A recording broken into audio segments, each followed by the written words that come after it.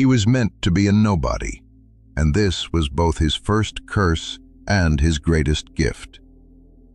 Lucius Cornelius Sulla was born in 138 BC in the shadow of a great name that had long since turned to dust.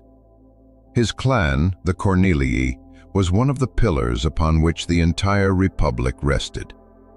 His ancestors were consuls, generals, and heroes whose statues stood in the forum, silent witnesses to a bygone greatness. But by the time of his birth, the Sullan branch, one of many in this sprawling family tree, had fallen into such decline that only a bitter irony of its former glory remained. His family was poor. This was not the noble poverty of a philosopher, but the humiliating destitution of an aristocrat forced to hide the holes in his toga. They lived not in the family mansion on the Palatine Hill, where the air was thick with power, but in cheap rented rooms in crowded insulae, noisy, filthy, overpopulated human anthills, where small merchants, artisans, actors, and prostitutes lived side by side. Every day the young Sulla, in whose veins ran the blood of world conquerors, faced this glaring dissonance. He was a patrician, forced to live like a plebeian. This humiliating position forged his character, turning him into a complex and dangerous alloy of opposites. On one hand, he was steeped to the bone in aristocratic pride.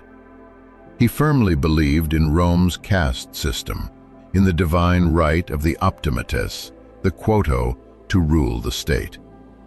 He looked upon the borto, the bustling crowd of the forum, with cold contempt, considering them a mindless herd in need of a firm shepherd's hand. On the other hand, unlike other pampered aristocrats, he knew the underbelly of life from childhood. His youth was spent not in the quiet of libraries and philosophical schools, but on the streets of the Suburra, Rome's most criminal and seedy district, where life was cheap and pleasures were coarse and readily available. He spent his time in the company of those his peers would have considered dregs: actors, mimes, dancers, gladiators, and courtesans. He knew their language, their cynicism, their desperate lust for life. He learned to drink cheap wine, gamble his last coin on dice, seduce women, and, most importantly, survive in a world governed by money and force, not noble birth. This experience gave him what other patricians lacked: a deep, intuitive understanding of human nature in its basest forms. He knew what drove people: fear, greed, lust, and he would later use this knowledge with ruthless efficiency. He was strange, frightening, and captivating all at once. Tall and athletically built, he had piercing, almost icy blue eyes, and a shock of golden red hair that stood out in a crowd. But his face was disfigured by a peculiar skin condition, a blotchy pattern of white and red patches that, according to Plutarch, made him look like, quote, "This appearance, both beautiful and repulsive, perfectly mirrored his inner world. He could be a charming, witty conversationalist, generous to the point of recklessness, capable of enchanting anyone. The next moment, he could be cold, sarcastic, cruel, and merciless. Within him coexisted a refined connoisseur of Greek literature who could quote Euripides by heart, and a coarse soldier who enjoyed barracks humor. He was a debauched reveler whose orgies were known throughout Rome, and at the same time a man of iron discipline and will, capable of enduring any hardship.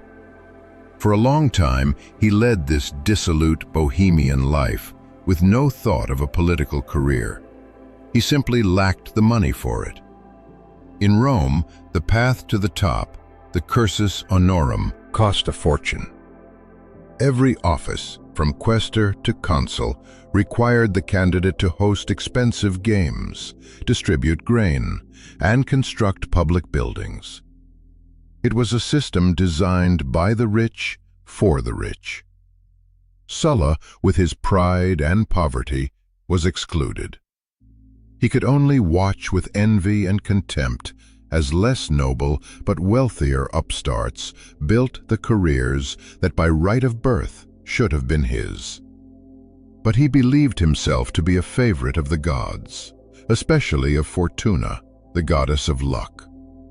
He was convinced that a great destiny awaited him and bided his time. And luck did smile on him, in the form of 2 inheritances that fell into his lap like manna from heaven. One, a modest sum, came from his stepmother, whom he had managed to charm. The other, and by far the larger, came from his mistress, a wealthy and aging courtesan named Nicopolis. She was so captivated by his youth, his aristocratic manners, and likely his sexual prowess, that upon her death she bequeathed her entire vast fortune to him. Money earned from love opened the door to power. Suddenly, Lucius Cornelius Sulla was rich, and he immediately decided to use this wealth to claim what he considered his rightful place in Rome's hierarchy. In 107 BC, at the age of 31, a late start by the standards of the time, he was elected to his first public office, quaestor. A quaestor served as an assistant to a higher magistrate, a consul or praetor, and was primarily responsible for finances. By the drawing of lots, which the Romans considered the will of the gods, he was assigned to the army of a man who would become his mentor, his patron, his springboard to fame, and ultimately his deadliest, most bitter enemy.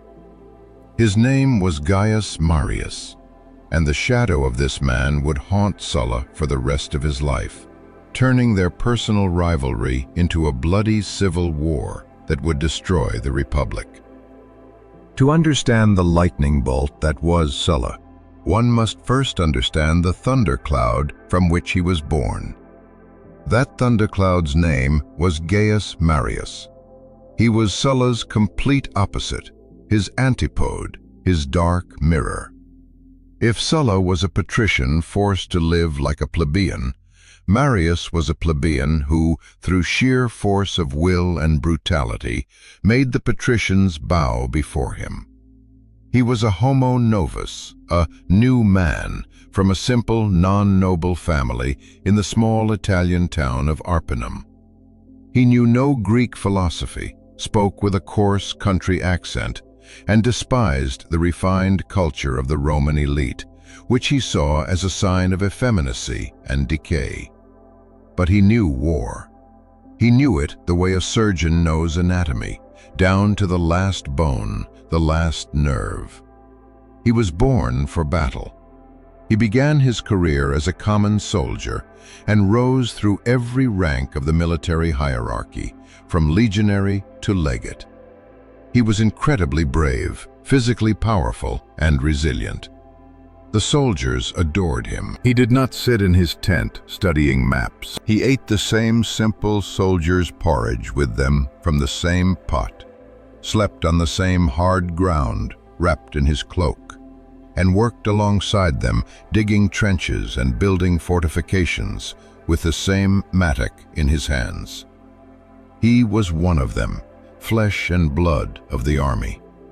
His face, weathered and scarred, was more eloquent to them than all the speeches of the senatorial orators. But behind this mask of a quote hid a man consumed by a monstrous, insatiable ambition and a deep inferiority complex toward the high-born aristocrats who always looked down on him. He hated them as much as they despised him. Every taunt, every disdainful glance only fueled his rage and his desire to prove that he, the quote from Arpinum, was worth more than all of them combined. His rise was slow and difficult, but he made a brilliant move that opened the doors to high society. He married Julia, a member of the ancient but impoverished patrician Julian clan. Yes, the very same aunt of the future dictator Gaius Julius Caesar. This marriage gave him connections, but not respect. The aristocracy still saw him as an upstart, a crude soldier who had married well. His moment of glory came during the humiliating Jugurthine War in Africa. Rome, the greatest power in the Mediterranean, had for several years been unable to defeat the minor Numidian king Jugurtha, who repeatedly crushed or bribed Roman commanders. The people of Rome were furious. They saw the nobility, who sent their sons to die, profiting from the war. And at this moment, Marius stepped onto the stage. He ran for consul, breaking all traditions, and built his campaign on harsh populist criticism of the aristocracy. He thundered in the forum. The people were ecstatic. Against the will of the Senate, against all laws, they elected him as consul and gave him command in Africa. Upon arriving with the army, Marius's first act was to implement a reform that would forever change Rome and ultimately destroy the Republic. Before him, the army was a citizen militia. Only property-owning citizens, landowners who bought their own weapons, served and fought for their country. But decades of war had bankrupted the small farmers. Their numbers were dwindling. So Marius made a radical decision. He began recruiting the capite censi, the head count, the proletarians, the landless poor, for whom war was not a duty, but a profession, their only chance to escape poverty.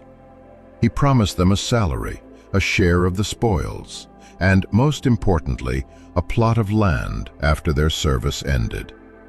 He created a new kind of army, an army loyal not to the faceless Senate and people of Rome, but personally to its general, on whom their future depended. He had unwittingly created the very tool that future dictators, including Sulla and Caesar, would use to dismantle the Republic. It was into this new Marian army that Lucius Cornelius Sulla arrived as quaestor. The appearance of this refined aristocrat, known for his bohemian habits, in a harsh military camp, provoked ridicule. Marius and his veteran officers despised this seemingly effete newcomer. They expected him to fail. But Sulla quickly proved his worth. He showed himself to be not only a brave warrior, personally leading cavalry charges, but also a brilliant organizer and, most surprisingly, a skilled diplomat. He easily found common ground with common soldiers, sharing their meager food and telling bawdy jokes, and with African chieftains, charming them with his education and aristocratic grace. He became Marius's indispensable right-hand man, carrying out the most difficult and delicate assignments. The war had reached a stalemate. The Numidian king, Jugurtha, was elusive, waging a guerrilla war in the desert. It was then that Sulla embarked on a desperate, almost suicidal venture. Risking his life, he traveled with a small escort to the camp of Jugurtha's father-in-law, King Bocchus of Mauritania, who was an ally of Rome, but secretly aided his son-in-law. Sulla spent several days with Bocchus, engaged in complex negotiations that were like a dance on a knife's edge. He could have been seized and handed over to Jugurtha at any moment. But using all his powers of persuasion, flattery, threats, and likely generous promises, he convinced Bocchus to betray his son-in-law. Bocchus lured Jugurtha into a trap, and he was captured. and he was handed over not to the great Marius, but to his young quaestor, Lucius Cornelius Sulla. The war, which had lasted for years, was over. It was a triumph. But this triumph sowed the first seeds of a deadly feud. Sulla, vain beyond measure, immediately commissioned a signet ring engraved with the scene of Jugurtha's capture, Bocchus handing the bound king over to him, Sulla.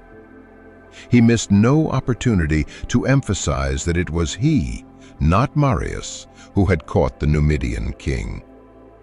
For Marius, a self-made man who tolerated no competition, this was an act of unheard-of insolence. He saw it not just as boasting, but as betrayal. He believed this aristocratic upstart had stolen his glory.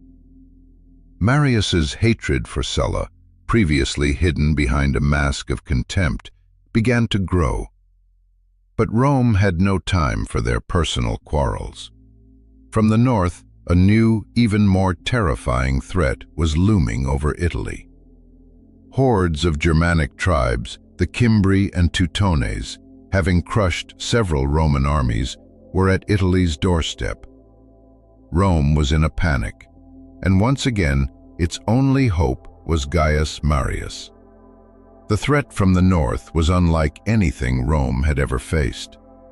This was not a civilized army that could be negotiated with or understood. It was a natural disaster, a great migration of peoples. Huge tribal confederations of Germans and Celts, the Cimbri, Teutones, and Ambrones, had left their homelands in northern Europe and were moving south in search of new pastures. They numbered in the hundreds of thousands.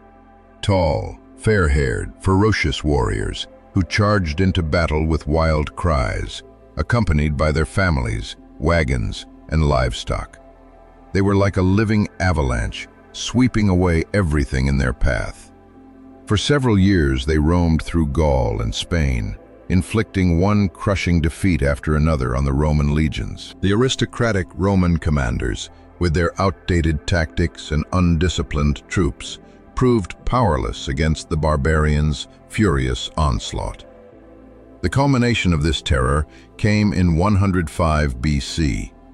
At the Battle of Arusio in southern Gaul, two Roman consular armies were almost completely annihilated due to the incompetence and arrogance of their commanders.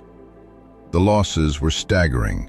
By various estimates, between 80,000 and 120,000 Roman soldiers and auxiliaries perished.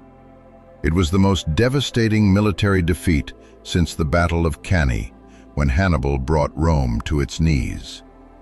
The entire city was gripped by panic. It seemed nothing could stop the barbarians.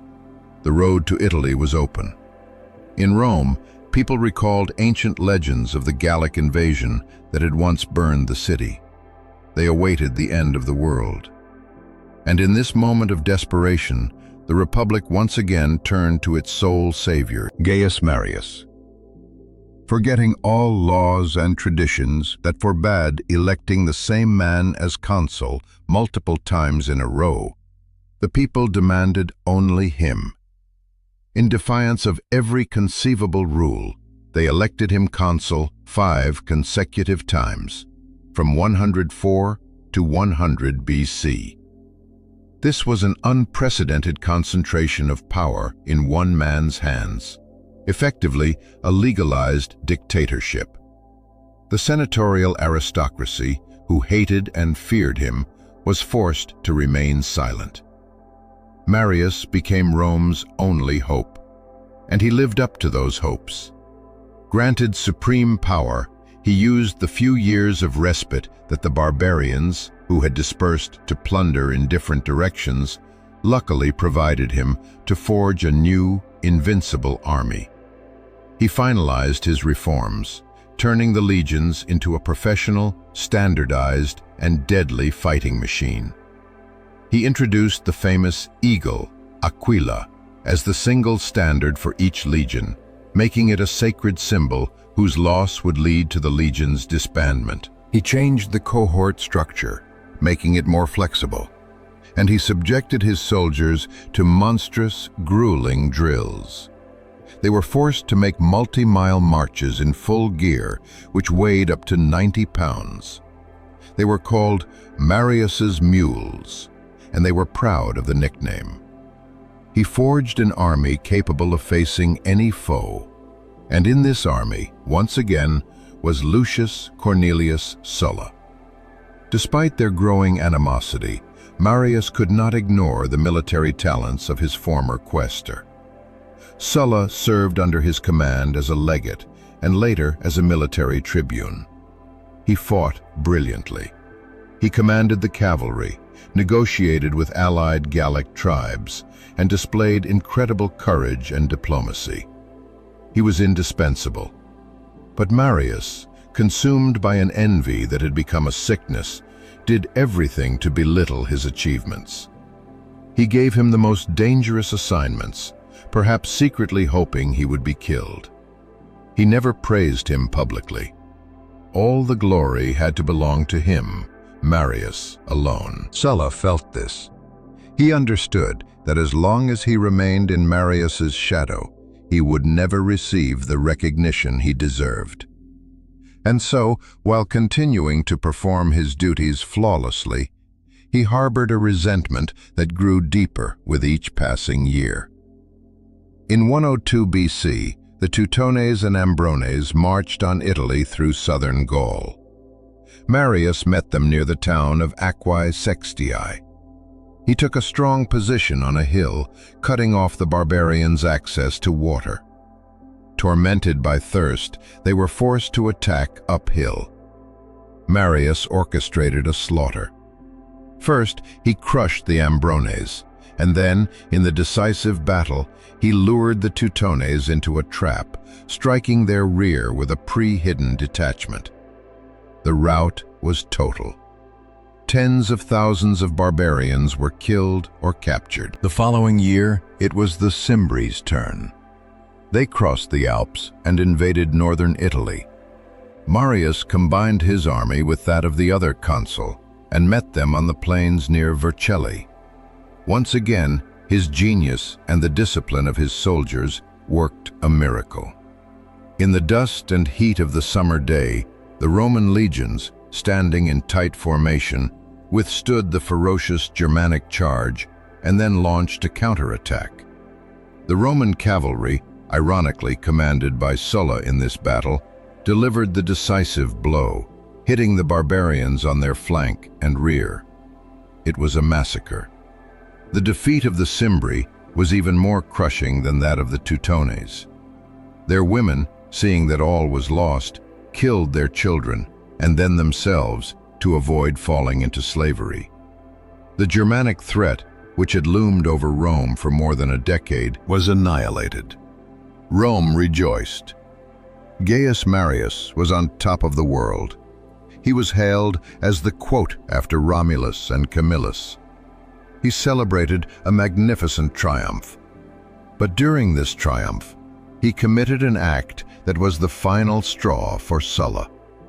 Attributing all the glory of the victory to himself, he barely mentioned the contributions of his officers, especially Sulla, whose flanking maneuver at Vercelli had been decisive. Furthermore, to humiliate his rival even more, Marius pointedly ignored Sulla's request for triumphal honors. For Sulla, this was an unforgivable insult.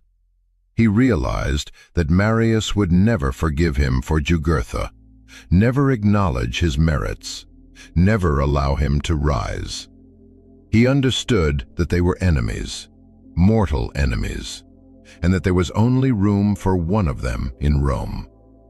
From that moment, their paths diverged completely. Marius remained in Rome, where, proving to be an inept peacetime politician, he quickly lost his authority by getting entangled in dirty intrigues and provoking street riots.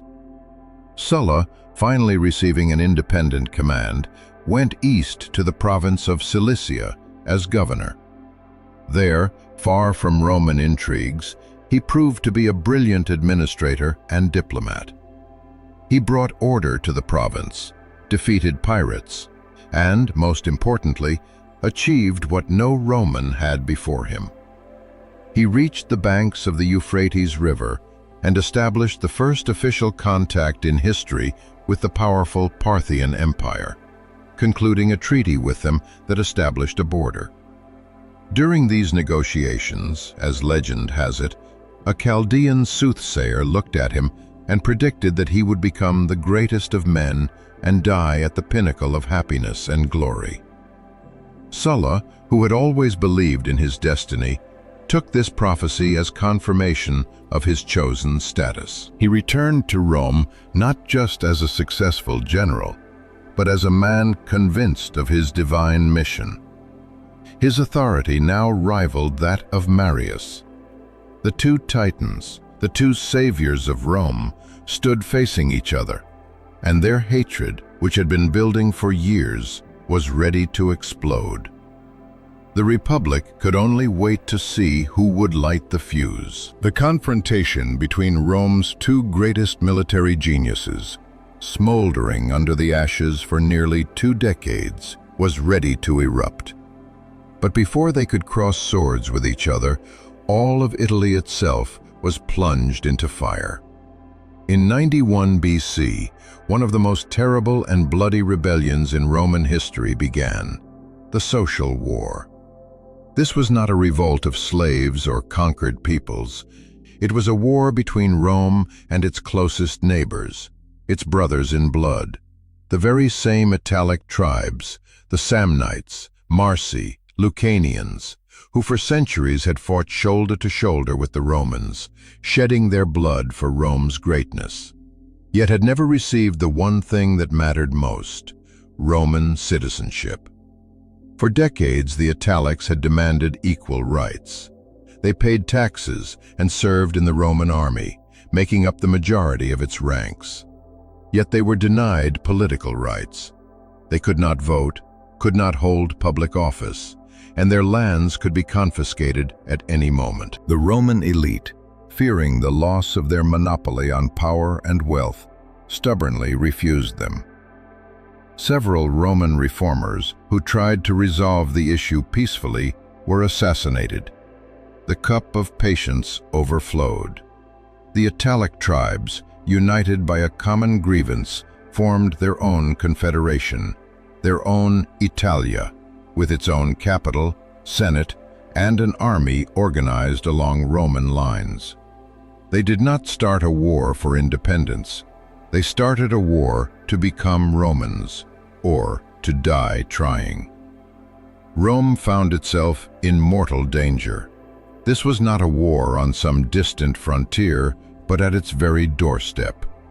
It was a cruel, merciless war, because both sides knew each other's tactics and methods perfectly. The Republic was forced to once again call upon its finest sons. Both the old, semi-retired Gaius Marius and the celebrated Lucius Cornelius Sulla, at the height of his fame, once again led Roman armies. But now they were not commander and subordinate, but equal consular legates, each with his own front. And this war became their final head-to-head competition. Marius, now nearly 70, was slow and indecisive. He acted cautiously, avoiding major battles. And although he suffered no defeats, his successes were modest. It seemed the old lion had lost his edge. Sulla, in contrast, was the epitome of energy and determination. He acted swiftly, boldly, and with incredible cruelty. He understood that in this war, where the enemy was everywhere, mercy was weakness. He stormed cities, massacring their populations, set ambushes, and crushed one Italic army after another. He took Pompeii by storm and destroyed the city of Stabii. His crowning achievement was his victory over a huge army of the Samnites, Rome's most bitter and implacable foes. For his exploits, he was awarded the Republic's highest military honor, the Grass Crown, Corona Graminea, given to a commander who had saved an entire legion or army. This wreath, woven from grass plucked from the battlefield, was valued more than gold and triumphs. Sulla's fame had eclipsed Marius's. There was no longer any doubt as to who was Rome's greatest general. The social war, which lasted 3 years and claimed hundreds of thousands of lives, ended in a strange paradox.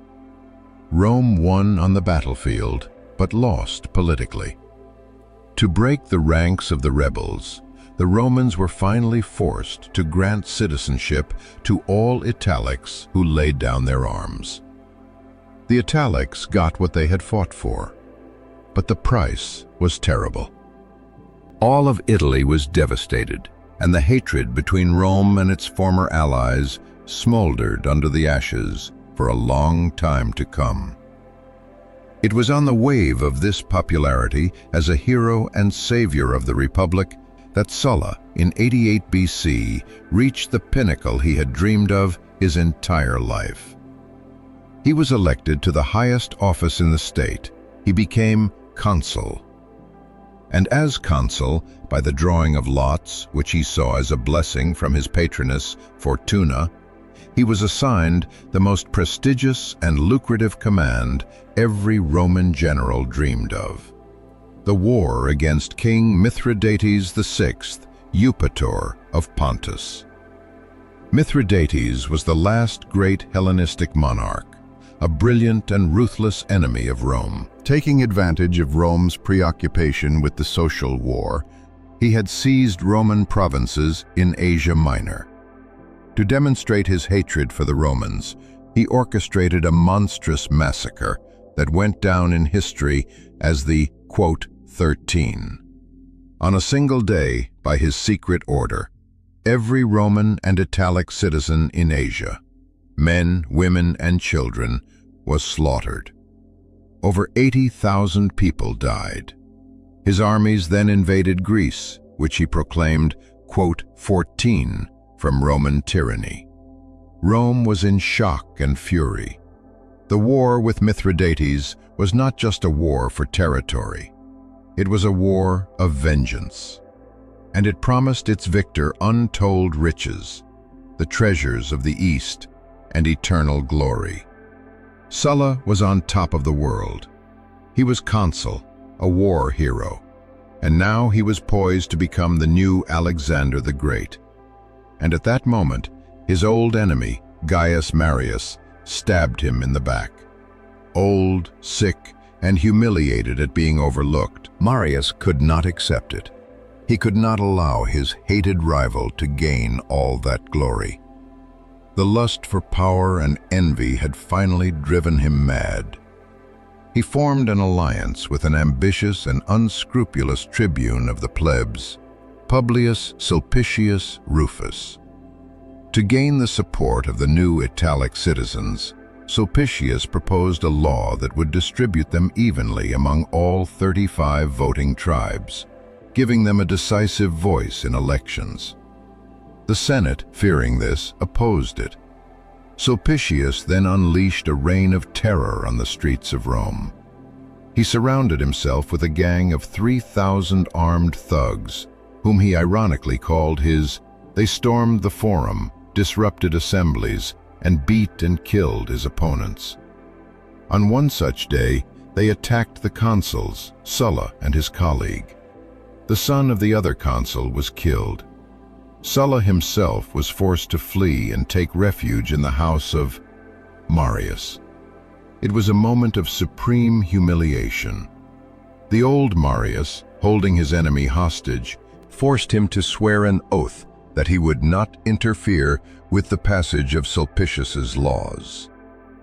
To save his life, Sulla agreed. Immediately after, he fled Rome for his military camp in southern Italy, where his army was ready to sail for the east. Meanwhile, Sulpicius, using his armed mobs, pushed his law through. and as thanks to Marius for his support, he passed another one, a law that stripped Sulla of his command in the Mithridatic War and transferred it to Gaius Marius. Sulla, at the head of his army, received the news. For him, this was not just a political defeat. It was an unprecedented insult, a violation of all divine and human laws. He, a serving consul, had been stripped of his legal command through deceit, violence, and humiliation. His entire life, his career, his rise to the top, everything was on the line. And so, Lucius Cornelius Sulla, the aristocrat, the defender of senatorial authority and ancient traditions, made a decision that would change Rome forever. He looked at his 6 legions, at the soldiers who had been through fire and water with him in the social war, who were personally loyal to him, and gave them an order that no Roman general before him had ever dared to give. He ordered them to march on Rome. Sulla's order to march on Rome was sacrilege. It was not merely a violation of the law. It was a desecration of the very essence of what it meant to be Roman. The army of the Republic, created to defend against foreign enemies, was never to enter the sacred city limits, the Pomerium, under arms. This unwritten but sacred tradition was the foundation of civil peace, the thing that distinguished the Republic from barbarian kingdoms where power rested on the sword. And Sulla, a patrician, a consul, a defender of the senatorial order, was about to break it. He was about to do what Caesar would later be accused of, but he did it first. He crossed his Rubicon. When he announced his decision to the soldiers, he did not speak of his personal ambitions or wounded honor. He was too clever for that. He appealed to their greed and their fears, to the new psychology of the professional army that his enemy Marius had created. He told them that Marius, upon taking command, would disband their legions, raise a new army of his own veterans, and all the glory, and more importantly, all the fabulous plunder awaiting them in the wealthy East, would go to others. He told them that Marius's envoys, who had arrived at the camp, were really there to incite a mutiny and win them over. The soldiers, who saw Sulla as their leader and the guarantor of their future prosperity, and who hated Marius for trying to steal their war, became enraged. They stoned Marius's messengers to death and clamored for him to lead them to Rome. They shouted, not realizing that with their march, they were destroying it. However, nearly all of Sulla's officers, his legion commanders, tribunes, and senior centurions, who belonged to the senatorial aristocracy, were horrified. For them, raised in the old traditions, marching on their own city was an unthinkable blasphemy. They refused to take part.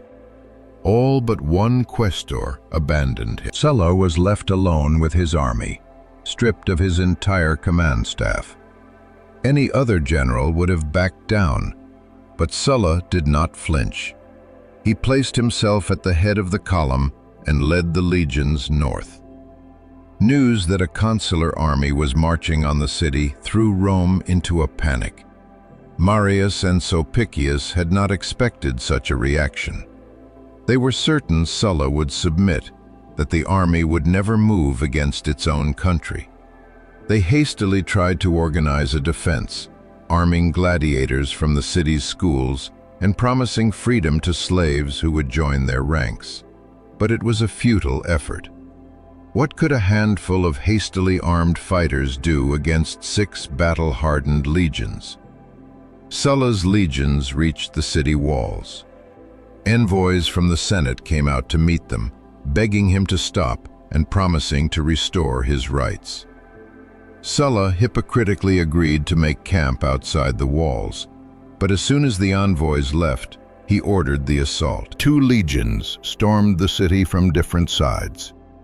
For the first time in its 800-year history, a battle between Romans and Romans began in the streets of Rome. Residents threw stones and tiles from their rooftops at Sulla's soldiers, trying to stop them.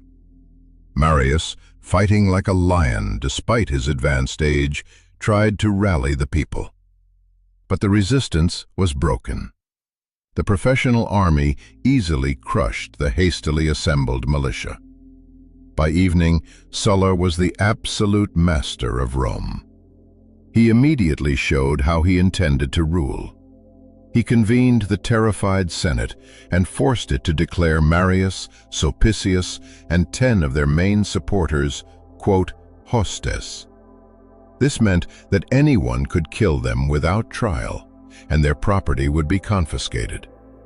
These were not yet the proscriptions, but they were a rehearsal. Sulpicius was caught and killed by a slave, whom Sulla first rewarded with freedom for carrying out the order, and then had thrown from a cliff for betraying his master. Sulpicius's head was displayed on the rostra, the speaker's platform in the forum. And Gaius Marius, 7-time consul, savior of Rome from the Germans, was forced to flee for his life at the age of 70. The story of his flight is an odyssey of humiliation and suffering. He hid in swamps, was captured in the town of Minturnae, and the town council ordered a German slave to kill him. But when the slave entered the dark room with a sword, Marius glared at him with his burning eyes and shouted. The barbarian, who had perhaps fought against Marius at Vercelli, fled in terror, dropping his sword. The old wolf's authority was still so great that no one dared to raise a hand against him. He was allowed to escape to Africa, where he sat among the ruins of Carthage, contemplating the fickleness of fortune and awaiting his moment of revenge. Sulla seemed to have achieved everything. He had regained his command, dealt with his enemies, and before departing for the east, passed a series of laws to strengthen the Senate's power and weaken the tribunes of the plebs. He acted as a restorer of the old aristocratic republic. He forced the city to elect his supporters as consuls for the following year, extracting a solemn oath of loyalty from one of them, Lucius Cornelius Cinna, on the Capitoline Hill. Finally, in early 87 BC, he sailed with his army to Greece for the war against Mithridates. He thought he had restored order. He made a fatal mistake, underestimating the hatred he had sown and the unscrupulousness of those he left in charge. As soon as his ships disappeared over the horizon, Rome exploded once more. Cinna, one of the newly elected consuls, immediately broke his oath. He was an ambitious and unprincipled popularis who decided to seize power. He tried to pass a law to recall the exiles and distribute the new citizens among all the tribes, which would have given him immense support. The other consul, Gnaeus Octavius, opposed him. Street fighting erupted again in the forum, even bloodier than before. Cinna was defeated and driven from Rome. But he did not give up. He fled to southern Italy, where Roman legions were quartered, and by playing on the discontent of the soldiers and new Italic citizens, he raised a rebellion. And he did what Sulla had feared. He recalled Gaius Marius from exile. The old lion returned, and he did not return to restore justice. He returned for revenge. The combined army of Marius and Cinna marched on Rome and laid siege to it. The city, exhausted by famine, surrendered. And then began a terror that made Sulla's actions seem like child's play. Marius, his soul poisoned by humiliation and a thirst for vengeance, unleashed his soldiers. For 5 days and 5 nights, a massacre ensued in Rome. People were killed in the streets, in their homes, without trial or due process. The heads of Marius's enemies, aristocrats and senators, were displayed in the forum. The consul Gnaeus Octavius, the great orator Marcus Antonius, and dozens of other prominent Romans were killed. Marius would walk through the city, and those he did not greet were marked for immediate death. It was madness, a bacchanal of blood. In early 86 BC, Marius, without any election, declared himself consul for the 7th time. But his triumph was short-lived. 17 days later, he died, either from pneumonia or from the heavy drinking he used to numb the horror of his actions. For the next 3 years, power in Rome fell to Cinna and his Marian supporters. They ruled as tyrants, repealing all of Sulla's laws. Sulla was declared an quote. His property was confiscated, his house was demolished, and his family barely escaped to join him in the east. He was caught between 2 fires. In the east, he faced the vast army of Mithridates, and in the west awaited a hostile Rome that sent him no money or reinforcements. He was alone against the world. He had to win, at any cost. While Rome was drowning in the blood of the Marian Terror, Sulla, cut off from his homeland and declared its enemy, was waging a war that would become the pinnacle of his military career.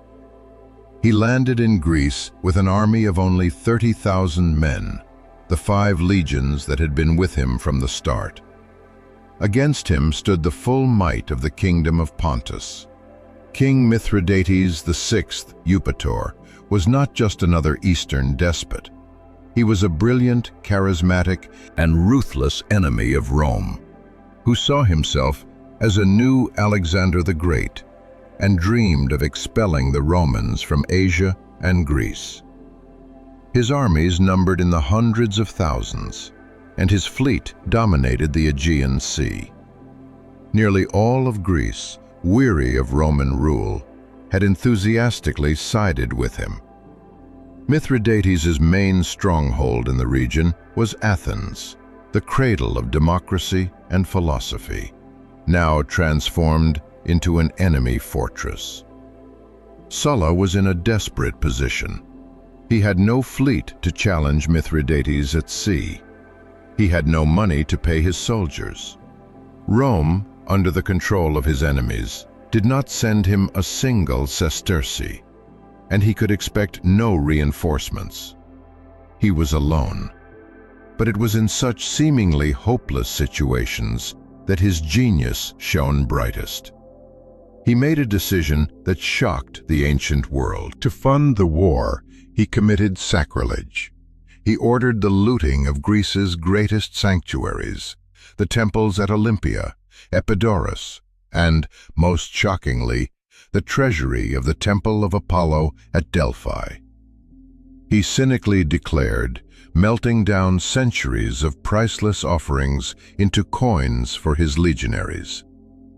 He then laid siege to Athens. The siege was long, brutal, and bloody. The Athenians, led by the tyrant Aristion, a puppet of Mithridates, defended themselves desperately. To build siege engines, Sulla ordered the felling of the sacred groves of the Academy, where Plato had once taught, and the Lyceum, where Aristotle had lectured. He constructed giant siege towers, battering rams, and catapults. A terrible famine broke out in the city. People ate leather, grass, and, according to rumors, even human flesh. Finally, on March 1st, 86 BC, the Romans breached the wall and stormed the city.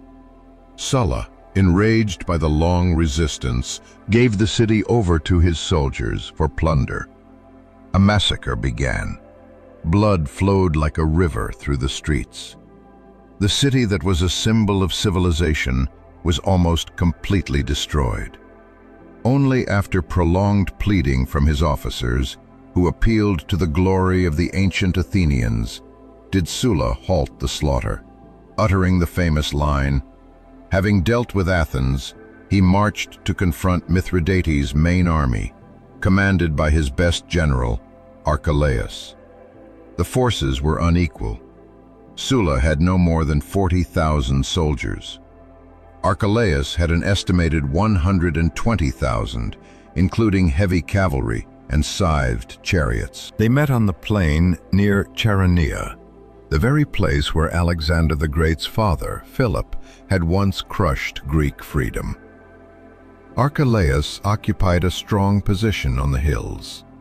Sulla, realizing his smaller army would be crushed in a frontal assault, employed a brilliant tactic.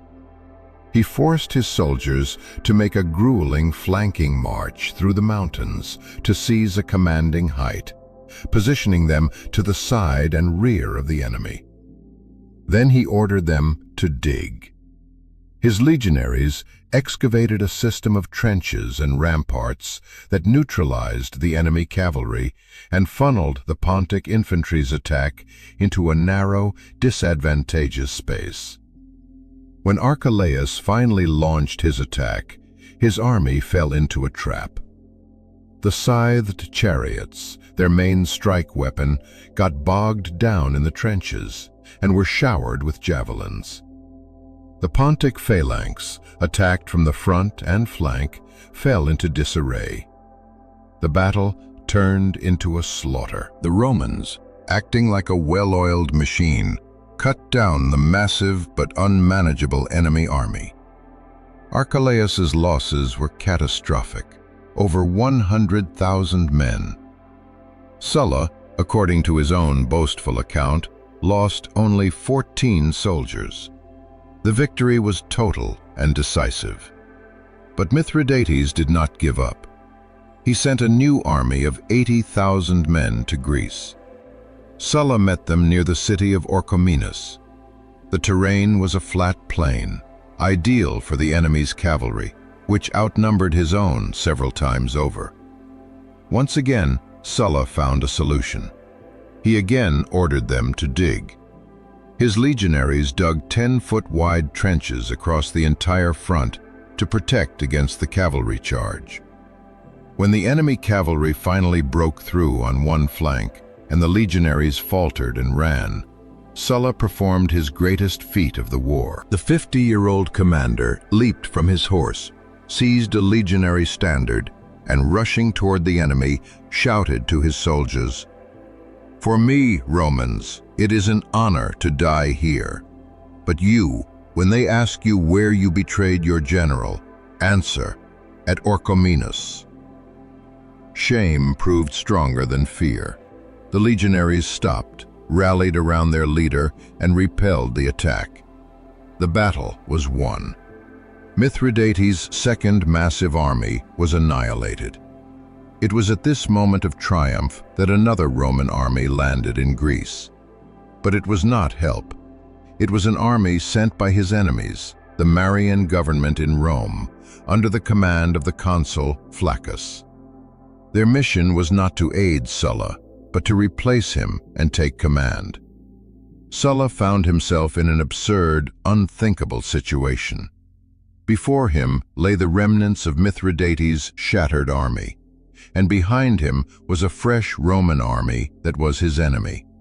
He turned his legions to face Flaccus. It seemed a new civil war would begin right there on Greek soil. But Flaccus's soldiers, hearing of Sulla's great victories and tempted by the prospect of rich plunder, began to desert to his side in droves. Flaccus, fearing he would lose his entire army, was forced to withdraw to the north. Sulla was now in complete control. He could have pursued Mithridates to the end, conquered his kingdom, and returned to Rome with untold treasures. But he did not. He had no time for the East. He was in a hurry to get home. He was in a hurry to get revenge. He met with Mithridates, and to everyone's astonishment, concluded the surprisingly lenient Peace of Dardanus. The king had to withdraw from the conquered provinces, pay an indemnity, and surrender his fleet. But he kept his kingdom and his power. Sulla had made peace with the foreign enemy so he could unleash war on his enemies at home. Before leaving Asia, he made an example of the cities that had supported Mithridates and participated in the massacre of Romans. He imposed a monstrous indemnity on them that plunged them into decades of poverty and debt slavery.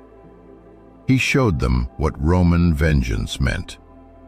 Having collected a vast sum of money, he loaded his army, battle-hardened and loyal to the death, onto ships and sent a letter to the Senate in Rome. It was short and ominous. In it, he listed all his services to the Republic, reminded them of how his enemies had treated him and his supporters, and declared that he was coming back to avenge himself. And in 83 BC, Lucius Cornelius Sulla landed at Brundisium. Cinna had already been killed by his own mutinous soldiers, but his cause was carried on by young and energetic leaders. Marius's son, Gaius Marius the Younger, and the consul Papirius Carbo. They had assembled a huge army, several times larger than Sulla's. All of Italy, which had received citizenship thanks to the Marians, was against him. He seemed doomed. But his military genius, his luck, felicitas, and the authority of his name worked wonders. All those dissatisfied with the Marian regime began to flock to him. The young Gnaeus Pompey joined him, having raised 3 legions at his own expense. Marcus Licinius Crassus also joined him. The second, even more terrible civil war had begun. Sulla's landing in Italy in the spring of 83 BC marked the beginning of the end for the Republic. This was no longer just a political struggle. It was an invasion. He led an army not of citizens, but of veterans, hardened in brutal battles, personally loyal to him, and eager for their promised reward of land and money. To them, Italy was not a homeland, but enemy territory to be conquered. The full force of the Marian party opposed him, gathering over 100,000 soldiers under the command of the consuls, Gaius Marius the Younger, son of his sworn enemy, and Gnaeus Papirius Carbo. Sulla had no more than 40,000 men. He was outnumbered, but on his side were his unassailable authority, military genius, and an aura of invincibility.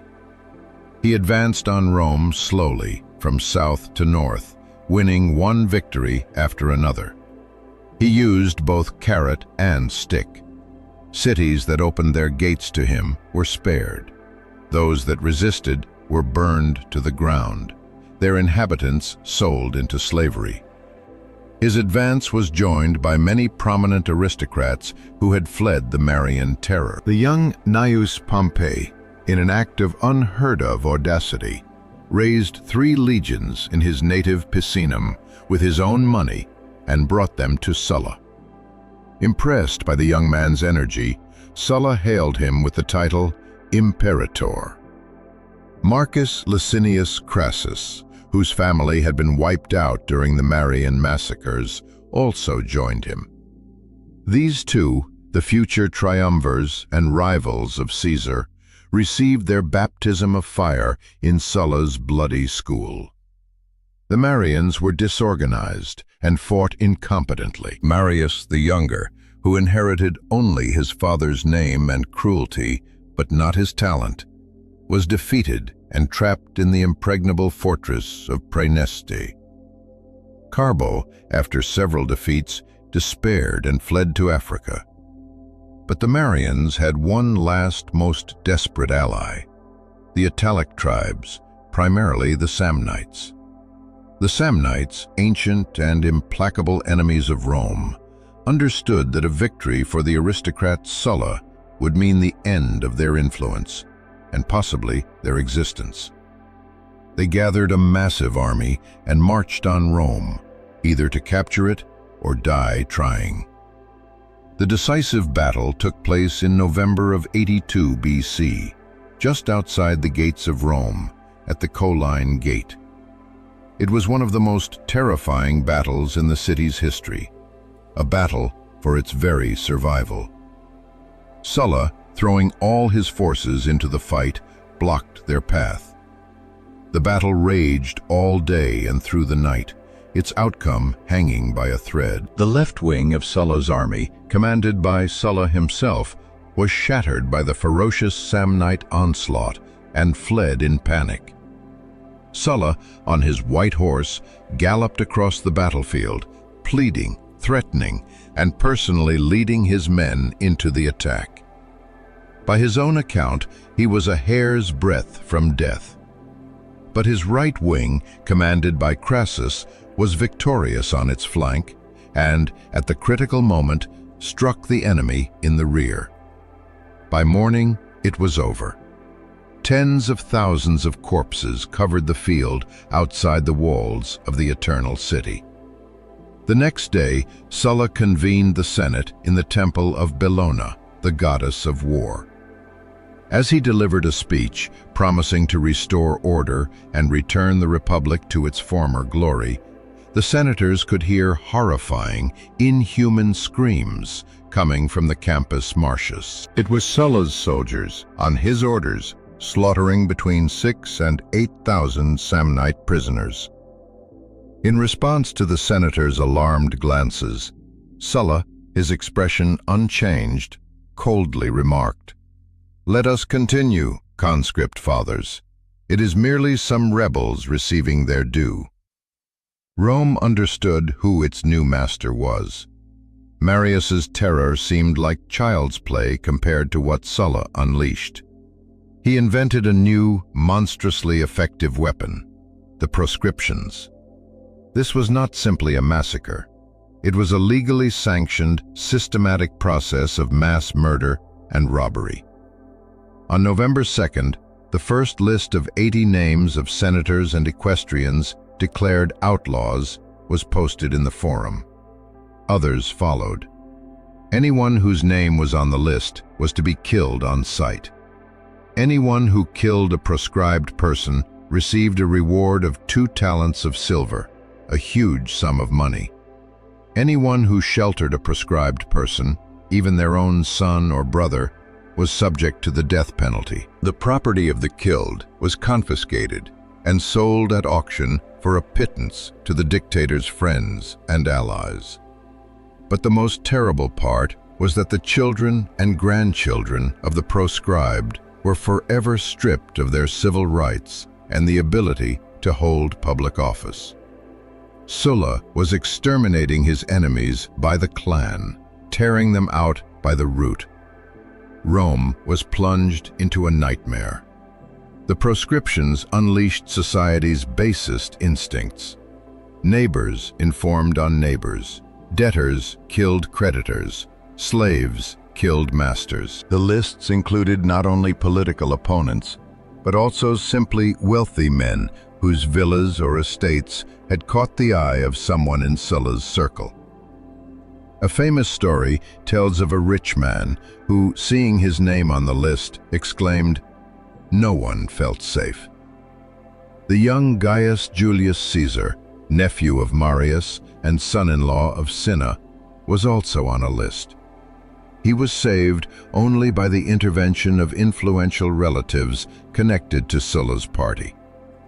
"Let him be," Sulla reluctantly agreed, looking at the youth. "But know this, in this boy who wears his belt so loosely, there are 100 Mariuses." It was one of the most accurate political prophecies in history. Having destroyed all his enemies and purged Rome, Sulla forced the terrified Senate to proclaim him dictator.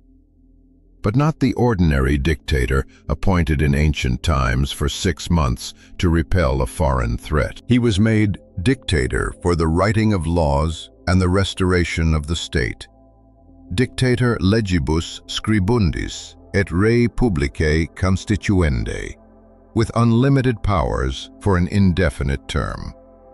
He had obtained absolute monarchical power. The hero who had marched on Rome under the banner of restoring the Senate and old traditions had become the most powerful sole ruler in the Republic's history. His will was law, and he began the bloodiest and most paradoxical in history. As absolute dictator, Sulla did not revel in power like a common tyrant. He did not host orgies or build lavish palaces for himself. He set to work with the cold, almost fanatical precision of a surgeon, cutting into a rotting body to excise its diseased organs. He sincerely believed the Republic was mortally ill, and its disease was democracy, the power of the mob and the ambitious tribunes who manipulated it. He had seen how Gaius Marius, relying on the people and the army, became consul 6 times in a row, trampling all ancestral laws. He had seen how tribunes of the plebs, like Sulpicius, seized power with street gangs. And he decided to cure the Republic. He would cure it with fire and sword, returning it to a time when Rome was ruled exclusively by the narrow caste of the senatorial aristocracy, the optimates, to whom he himself belonged by birth. This was not just a political program, it was a utopia, an attempt to turn back time. His proscriptions continued. Rome was frozen in terror. Every day, new death lists were posted in the forum. People were afraid to leave their homes, afraid to speak to their neighbors. Friends betrayed friends. Sons betrayed fathers. The young Marcus Licinius Crassus, who had fought so brilliantly on his side, amassed a colossal fortune from the proscriptions, buying up the property of the slain for next to nothing, until Sulla, informed of his greed, dismissed him in disgust. Sulla himself seemed above it all. He personally approved the lists, but he did so with an icy calm, as if striking unworthy citizens from a register. He believed he was conducting not a terror, but a cleansing of the state's diseased cells. He destroyed not only the Marians, he destroyed an entire class, the equestrians, the wealthy businessmen and financiers who were the backbone of the populares. In total, several thousand people were executed, and their property filled the state treasury and the pockets of his allies. Simultaneously, he began his constitutional reform. He dealt a crushing blow to what he considered the main source of turmoil, the power of the tribunes of the plebs. He stripped them of their right to initiate legislation and their veto power. Henceforth, they could only submit proposals for the Senate's consideration, which it could ignore. He made the office of tribune a dead end. Once a man held it, he could not seek any other office, thus cutting off all ambitious politicians. He essentially neutered this once mighty institution, reducing it to a mere decoration. Next, he turned to the Senate. He dramatically increased its size from 300 to 600 members, filling the empty seats with his supporters, officers, equestrians, and aristocrats from Italian towns. It seemed he was strengthening the Senate, but in reality he was diluting it, making it more pliable and dependent on his will. He gave the Senate full control over the courts, taking it away from the equestrians. He revived and strengthened the old laws governing the sequence of offices, cursus honorum, setting minimum ages for each magistracy and forbidding anyone from holding the same office again within 10 years. This was a direct blow to the example set by Marius, who was elected consul year after year. He limited the power of provincial governors, forbidding them from starting wars or leading legions outside their territories without the Senate's permission. This was a direct blow to his own example, the March on Rome. Like a brilliant programmer, he tried to debug the Republican machine, writing safeguards into its code that would forever make the emergence of a new Marius or a new Sulla impossible. Herein lay the greatest paradox of his rule. To restore the aristocratic republic, he used utterly monarchical, tyrannical methods. To strengthen the rule of law, he placed himself above all law. He ruled as an absolute monarch, adopting the title Felix, the fortunate, the lucky, the favorite of the gods, which he attributed not to his own talents, but to the patronage of the goddess Fortuna. He minted coins with his own image, something only Hellenistic kings had done before him. He freed 10,000 slaves belonging to his slain enemies, giving them his own family name, Cornelius. This army of 10,000 Cornelii was his personal guard, his praetorians, scattered throughout Rome, ready to deal with anyone at his word. He was a king in all but name. He ruled as dictator for nearly 3 years. He reshaped the entire state to his liking. He destroyed a whole generation of his enemies. He created a new aristocracy loyal to him. And when it seemed that nothing could threaten his power, he did something that shocked Rome and the world, far more than his march on Rome or his proscriptions. In 79 BC, at the height of his power, Lucius Cornelius Sulla, without any external pressure, voluntarily resigned the dictatorship.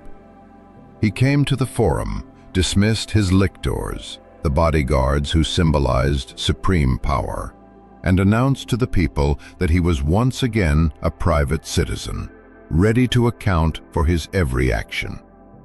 A dead silence fell over the crowd. The people were stunned. They could not believe their ears. This bloody tyrant, this all-powerful master, was simply giving up the power for which he had shed rivers of blood, of his own free will. He walked calmly through the crowd, which parted before him in awe-struck terror. Only one young man dared to shout insults at his back. Sulla endured it, but upon reaching his home, he turned and spoke prophetic words. That young man will see to it that no one who attains such power in the future will be willing to give it up. Why did he do it? This question tormented his contemporaries and still puzzles historians. Was it exhaustion? He was no longer young, his health undermined by wars and excesses. Was it a cold calculation? Perhaps he understood that his regime, built on fear, could not last forever, and wanted to retire undefeated, at the peak of his glory. Or was it the ultimate act of his aristocratic pride? As a true aristocrat, he despised power itself once it was achieved. He was not a Caesar or an Augustus who sought to build a new system. He was a restorer. He believed he had fixed the republic, returned it to its proper state, and now his work was done. Like a surgeon, he had performed a brutal, bloody operation, and now the patient had to live on its own. He retired to his villa in Campania by the sea, and there he once again became the Sulla of his youth. He abandoned all affairs of state and plunged headlong into pleasure. He feasted, drank, hunted, and held orgies with actors, mimes, and dancers. He wrote his memoirs, in which he coolly and meticulously described all his deeds, justifying them as the will of the gods and a matter of necessity. He lived this life of leisure for little more than a year. His body, worn out and poisoned, began to fail. He was struck by a terrible, repulsive disease. According to descriptions, his flesh began to rot while he was still alive, crawling with worms. He died in 78 BC at the age of 60. His funeral in Rome was the most lavish in the history of the Republic. A massive procession carried his body through the entire city to the Campus Martius. Countless trophies from his victories were paraded. His veterans, who had received land from him, walked behind the bier, ready to tear apart anyone who dared to speak ill of their leader. On his tomb, by his own request, was inscribed an epitaph that perfectly reflected his life and philosophy. "No friend ever served me, and no enemy ever wronged me, whom I have not repaid in full." He was gone, but the legacy he left was terrible. He thought he was saving the Republic, but in fact, he showed all future dictators how it could be destroyed. He was the first to lead legions across the sacred boundaries of Rome. He was the first to use mass terror as an instrument of state policy. He showed that an army loyal to its general was stronger than the Senate and the laws. He created the model that Caesar and Octavian would follow, perhaps without even realizing it. He wanted to be the last restorer of old Rome, but he became the first gravedigger of the Republic.